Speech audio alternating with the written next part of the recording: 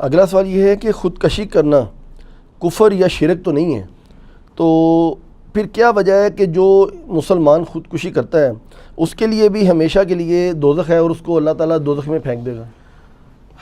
بہت کریٹیکل سوال ہے جی یہ لفظ خودکشی نہیں ہوتا، خودکشی ہوتا ہے، خود کو مار لینا. ٹھیک ہے، یہ حقیقت ہے کہ بخاری اور مسلم دونوں میں حدیث موجود ہے کہ نبی صلی اللہ علیہ وآلہ وسلم نے فرمایا جس شخص نے خودکشی کی اس کو ہمیشہ کے لیے دوزخ میں پھینکا جائے گا. اور پوری ڈیٹیل ہے اس میں کہ اگر دنیا میں اس نے اپنے آپ کو خنجر مار کے خودکشی کی تو وہ اس پہ عذاب یہی جہنم میں مسلط کیا جائے گا کہ وہ بار بار اپنے آپ کو خنجر سے مار مار کے قتل کرتا رہے گا. اگر کسی شخص نے زہر کھا کے خودکشی کی تو جہنم میں یہی عذاب اس کے اوپر مسلط کر دیا جائے گا جس طریقے سے اس نے خودکشی کی ہوگی. اور بخاری مسلم کی ایک حدیث میں الفاظ ہیں کہ ہمیشہ ہمیشہ کے لیے، ابداً خالدین فیہا ابدا. حتیٰ کہ صحیح مسلم میں یہاں تک حدیث ہے کہ نبی صلی اللہ علیہ وآلہ وسلم کے سامنے ایک خودکشی والے کا جنازہ لایا گیا، مسلمان ہی تھا، اس نے اپنی رگ کاٹ لی تھی خود سے، اس کی وجہ سے وہ مر گیا.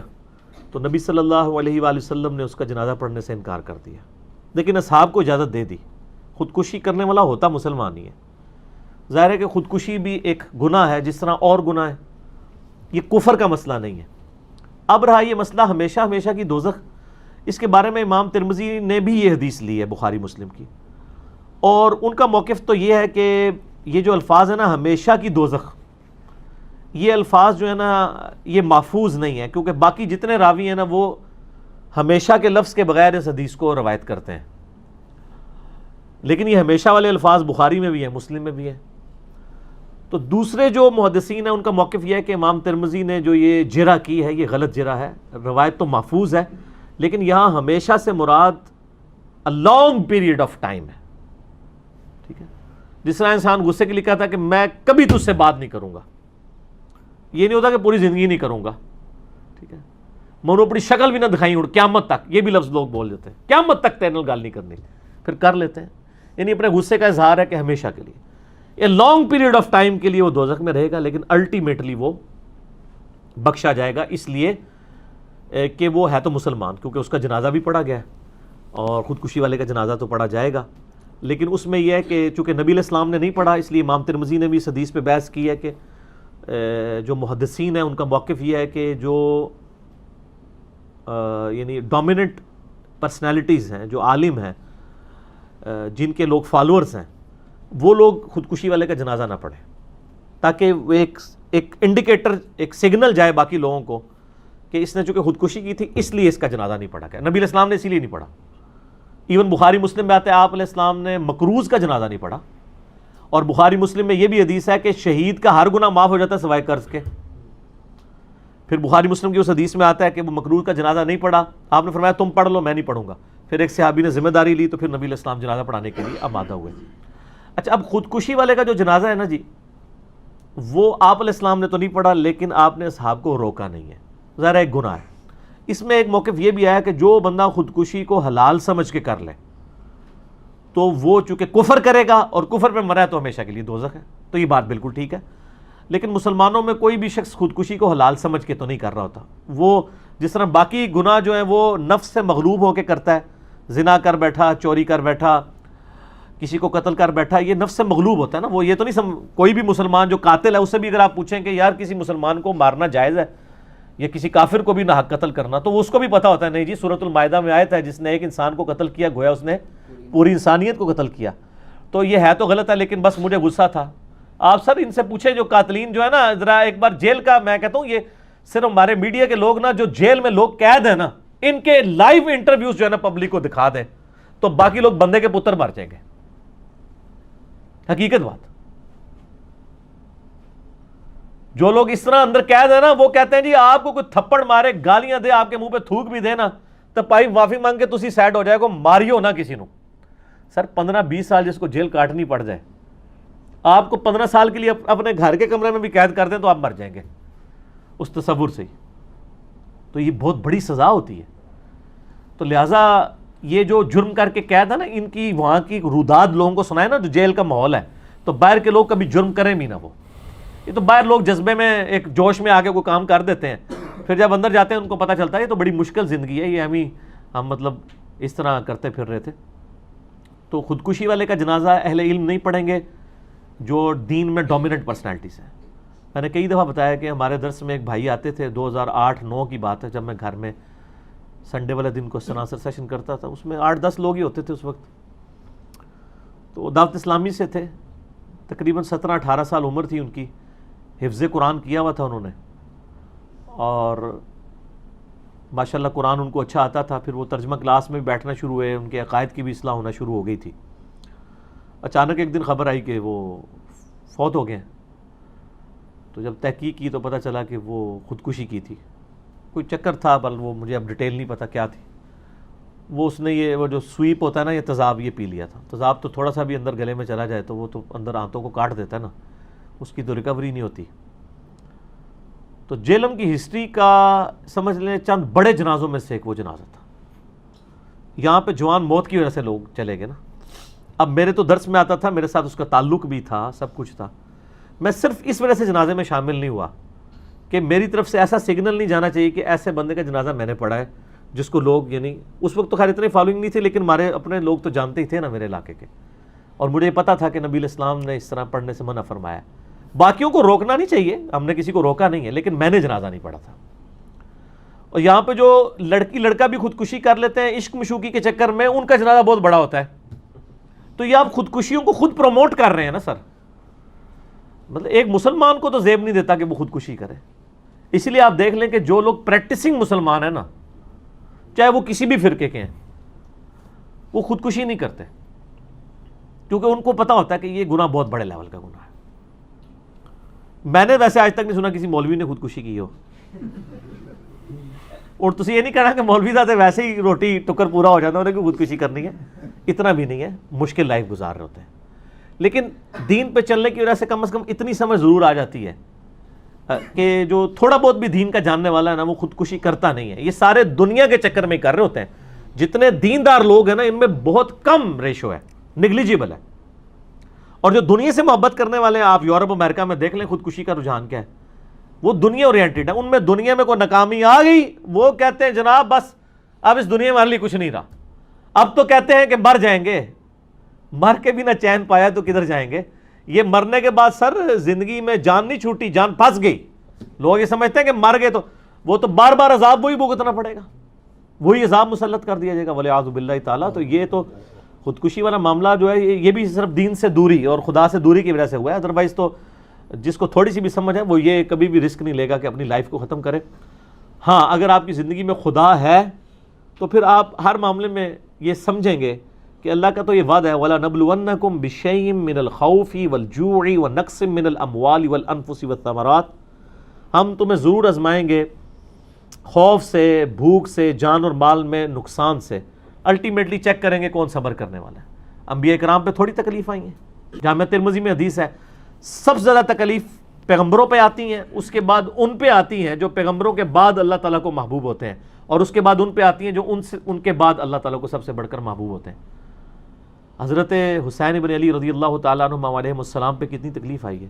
کوئی سوچ سکتا ہے کہ پورا خاندان جو ہے وہ ایک ہی دن کے اندر ختم کر دیا جائے سمیت ان کے، اور نہ صرف ختم کیا جائے بلکہ گھوڑوں کے ٹاپوں کے نیچے لاشوں کے ٹکڑے کیے جائیں. سر لوگ تو دنیا میں مثال دیتے ہیں نا جی، وہ جوان بیٹے کی لاش جو ہے وہ ایک باپ کے کاندھے کے اوپر سب سے بڑی وزنی دنیا میں چیز، اور وہاں پہ کتنے بیٹے قربان ہو گئے اور ایک ایک کی لاش حضرت حسین بن علی خود اٹھا رہے ہیں. تو سر پھر مرتبہ جب ملتا ہے تو پھر وہ تکلیف بھی اٹھانی پڑتی ہے. یہاں لوگ سمجھتے ہیں تکلیف کا مطلب یہ ہے کہ کوئی اللہ تعالیٰ کی طرف سے یہ ایسا نہیں ہونا چاہیے تھا. اس میں قصور ہمارے واعظین کا بھی ہے. یہ جو لوگوں کو کہانیاں کرا رہے ہیں جی آپ بس جی نماز شروع کر دیں تو ساری تکلیفیں دور ہو جائیں گی. سر یہ کہاں لکھا ہوا ہے؟ تو نبی علیہ السلام ان کے صاحب نمازیں نہیں پڑھتے تھے، ان کی تکلیفیں کیوں نہیں دور ہوئی ہیں؟ تکلیفیں تو آنی ہیں. اور سر لوگوں کو تکلیفوں کے لیے گائیڈ کریں.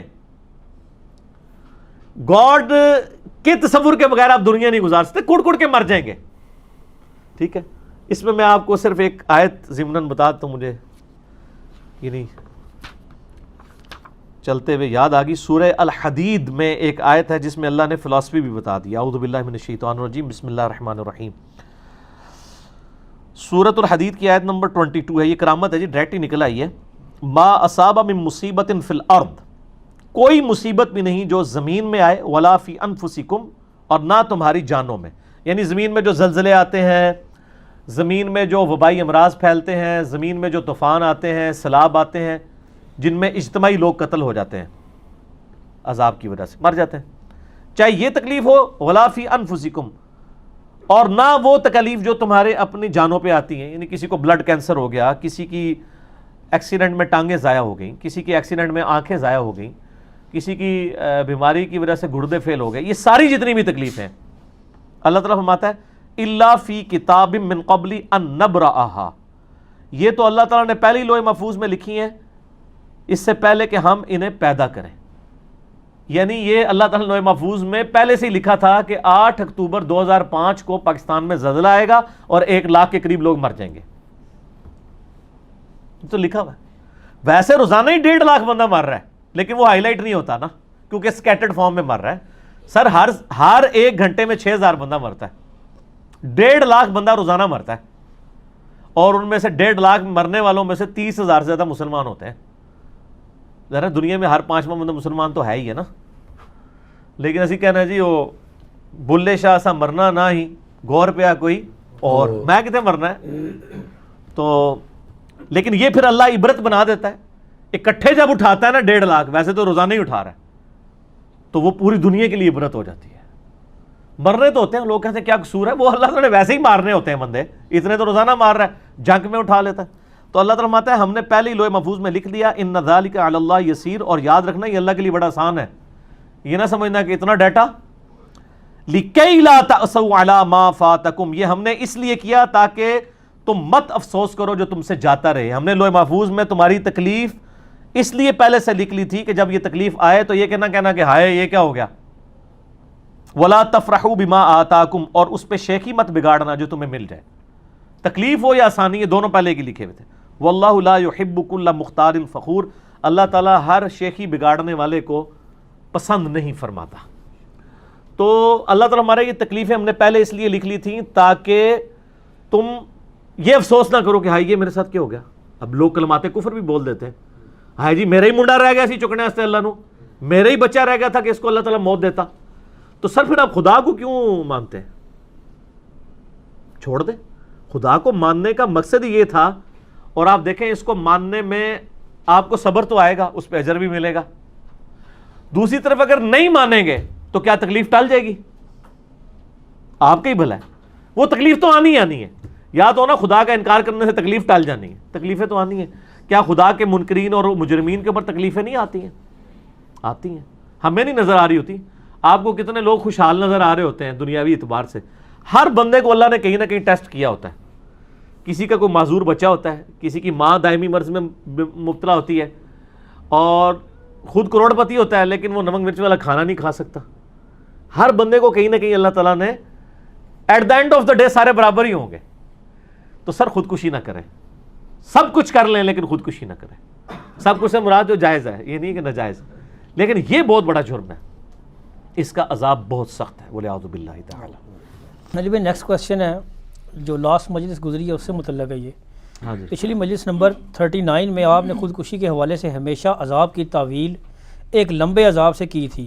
ہاں جی. کیا کسی صحیح حدیث سے ثابت ہے کہ خودکشی والے کرنے والے کی بھی مغفرت ہو سکتی ہے؟ خودکشی کے حوالے سے میں نے پچھلی دفعہ ڈیٹیل سے سوسائڈ کے اوپر ڈسکشن کی تھی کہ بخاری مسلم میں احادیث بھی بیان کی تھی کہ ہمیشہ کے لیے دوزخ میں اس کے اوپر وہ عذاب مسلط کر دیا جائے گا جو وہ جس طریقے سے اس نے خودکشی کی ہے. اگر کسی نے گلا کاٹا ہے تو وہ گلا ہی کاٹتا رہے گا اپنا، کسی نے زہر کھایا تو زہر کھاتا رہے گا، نعوذ باللہ. تو یہ مسلسل عذاب جاری رہے گا. اس پہ امام ترمذی نے جرح کی تھی. جو الفاظ ہیں نا ہمیشہ کے لیے، وہ کہتے ہیں یہ ضعیف ہے، حالانکہ وہ بخاری مسلم میں. تو دوسرے محدثین نے جواب دیا یہ خالدین فیہا ابدا کا مطلب ہے کہ ایک لانگ پیریڈ آف ٹائم، کیونکہ خودکشی کرنے والا کافر نہیں ہوتا، کیونکہ اللہ رسول کا تو اس نے انکار نہیں نہ کیا، ایک گناہ کبیر ہے. اس کی ثبوت میں ایک حدیث ہے جس میں شائبہ کیا بالکل کلیئر کٹ ملتا ہے کہ خودکشی والے کی بھی مغفرت ہو جائے گی. وہ صحیح مسلم میں ایک حدیث ہے، اور وہ آپ کو مشکات کی 30 جلد میں بھی مل جائے گی. یہ مختلف جرائم کے حدود والے چیپٹر کے اندر ایک صحابی تھے طفیل بن عمر الدوسی، قبیلہ دوس سے تعلق رکھتے تھے، حضرت ابو ہریرہ بھی اسی قبیلے سے تھے. وہ کہتے ہیں کہ ہمارے ساتھ ایک ساتھی تھا جس نے نبی علیہ السلام کی طرف مدینہ شریف میں ہجرت کی، یہ صحیح مسلم میں حدیث ہے. تو راستے میں بیمار پڑ گیا. اب بیماری اتنا غلبہ ہوا کہ اس نے اپنے یعنی چھری یا کوئی خنجر نکال کے نا اپنی رگ کاٹ لی تاکہ میں مر جاؤں اس بیماری سے تو میری جان چھوٹ جائے. اور وہ اتنا خون نکلا کہ بلڈ پریشر لاس ہو گیا، وہ مر گیا. اب وہ جب مر گیا تو اس کو مرنے کے بعد حضرت طفیل بن عمر رضی اللہ تعالیٰ عنہ کہتے ہیں میں نے خواب میں دیکھا، اور خواب ظاہر نبوت کا 46واں حصہ ہے، اور اس وقت جب کہ نبی علیہ السلام دنیا میں موجود ہوں تو اس وقت خواب میں اللہ تعالیٰ نبی کو بھی وحی کرتا تھا اور صحابہ کرام تک بھی باتیں پہنچاتی. جیسے اذان کا طریقہ جو صحیح مسلم میں آتا ہے وہ خواب میں ایک صحابی کو سکھایا گیا تھا. اچھا، انہوں نے خواب دیکھا کہ بڑی اچھی حالت میں وہ صحابی خودکشی کرنے والا، لیکن اس نے اپنا ہاتھ جو ہے نا اس کے اوپر پردہ کیا ہوا ہے. تو انہوں نے پوچھا تیرے ساتھ اللہ نے کیا معاملہ کیا؟ انہوں نے کہا اللہ تعالیٰ نے مجھے نبی علیہ السلام پر ایمان لانے کی برکت سے اور ہجرت کی برکت سے معاف کر دیا، لیکن یہ جو میرا ہاتھ ہے نا یہ اللہ نے مجھے میرا ہاتھ ٹھیک نہیں کیا، اور اللہ تعالیٰ نے فرمایا کہ یہ ہاتھ تو نے خود خراب کیا تھا، یہ میں ٹھیک نہیں کروں گا، باقی تجھے ایمان کی وجہ سے میں بخش دیتا ہوں. تو نبی علیہ السلام کو جب انہوں نے خواب یہ بیان کیا نا تو آپ نے کہا کہ اللہ اس کے ہاتھوں کو بھی معاف کر دے. حضور نے دعا فرما دی. اچھا، اس سے یہ بات پتہ چلی کہ آپ صلی اللہ علیہ وسلم نے یہ چیز انڈورس کر دی. ایک تو خودکشی والے کے لیے دعائے مغفرت کر دی، دوسرا اس سے یہ بھی پتہ چلا وہ خواب بھی انڈورس کر دیا کہ ہاں بخشا تو پہلے گیا تھا، صرف ایک ہاتھ ہی اللہ تعالیٰ نے اس سے عذاب نہیں ٹالا تھا. عذاب کیا مطلب وہ مفلوج ہی تھا. تو یہ چیز ان محدثین کو سپورٹ کرتی ہے اور امام ترمذی کے موقف کو غلط ثابت کرتی ہے کہ حدیث وہ صحیح ہے، اور جو محدثین نے تعویل کی ہے نا کہ توبہ قبول ہو جائے گی وہ بالکل ٹھیک ہے. اچھا، اس میں ایک اور پوائنٹ بھی پتہ چل گیا جو میں نے ایک دعویٰ کیا تھا کہ امام شافعی کا قول ہے کہ اگر کوئی صحیح حدیث بھی اجماع امت کے خلاف ملے تو وہ نہیں ایکسیپٹ کی جائے گی، خبر واحد. اب یہ صحیح حدیث کو اجماع امت نے ریجیکٹ کر دیا، اس حوالے سے ریجیکٹ نہیں کرنا چاہیے، تعویل کر لی کہ خالدین فیہا ابدا کا مطلب امت نے یہ نہیں لیا کہ خودکشی والا ہمیشہ دوزخ میں رہے گا، بلکہ لیا لانگ پیریڈ آف ٹائم. اجماع نے تو یہی لیا ہوا ہے نا. کوئی مسلمان کسی کا عقیدہ نہیں ہے. میں نے بتایا مسلم شریف میں نبی علیہ السلام نے تو جنازہ نہیں پڑھا لیکن آپ نے روکا بھی نہیں. وہ تو آپ نے شہید مقروض کا بھی جنازہ نہیں پڑھا جب تک قرض نہ اس کا ادا کیا جائے. تو اس سے یہ بھی بات پتہ چل گئی کہ اجماع امت جو المصطلح الحاکم میں حدیث ہے 399 انٹرنیشنل نمبر کے مطابق کہ میری امت کبھی بھی گمراہی پر جمع نہیں ہوگی. تو اجماع امت نے بھی یعنی اس کی حفاظت کی کہ خودکشی والا خودکشی کرے بھی تب بھی وہ کافر نہیں ہوتا، گناہ کبیرہ ہے اور بہت بڑا عذاب ہے اس کے لیے. الٹیمیٹلی ایک نہ ایک دن وہ نجات پا دے گا. وہ تو بخاری مسلم میں حدیث ہے نا کہ جس نے ایک دفعہ کلمہ پڑھا صدق کے دل سے بھی اپنا عذاب بھگت کے ایک نہ ایک دن وہ دوزخ سے نکال کے جنت میں لے جایا جائے گا. لیکن سر یہ اس میں بھی یاد رکھیے گا، یہ لوگ کہتے ہیں نا ایک پھیرا لگے گا، یہ بڑا مشکل کام ہے سر. ہم تو موم بتی کے فلیم پہ ایک منٹ کے لیے نہیں ہاتھ رکھ سکتے، دوزخ کا تو ایک منٹ کا پھیرا بھی نہیں کوئی برداشت کر سکتا، اور پھر ہزاروں سال کا ان امیجنیبل ہے سر. ہم سے تو گرمی نہیں جون جولائی کی برداشت ہو رہی سب کانٹیننٹ کی، ٹھیک ہے، بغیر پنکھے کے نہیں ہمیں رات کو نیند نہیں پڑتی ہے، حالانکہ یہ عذاب بھی نہیں ہے. اور بخاری مسلم کی حدیث ہے کہ جو آخرت کا عذاب، آخرت کی جو آگ ہے نا دوزخ کی، وہ دنیا کی آگ سے 70 گنا زیادہ تیز ہے. یہ بخاری مسلم دونوں میں حدیث ہے. مشکات میں بھی آپ کو جہنم والے چیپٹر میں حدیث مل جائے گی. وَلِعَاذُ بِاللَّهِ تعالی اللہم اجرنا من النار، اللہم اجرنا من النار، اللہم اجرنا من النار، آمین.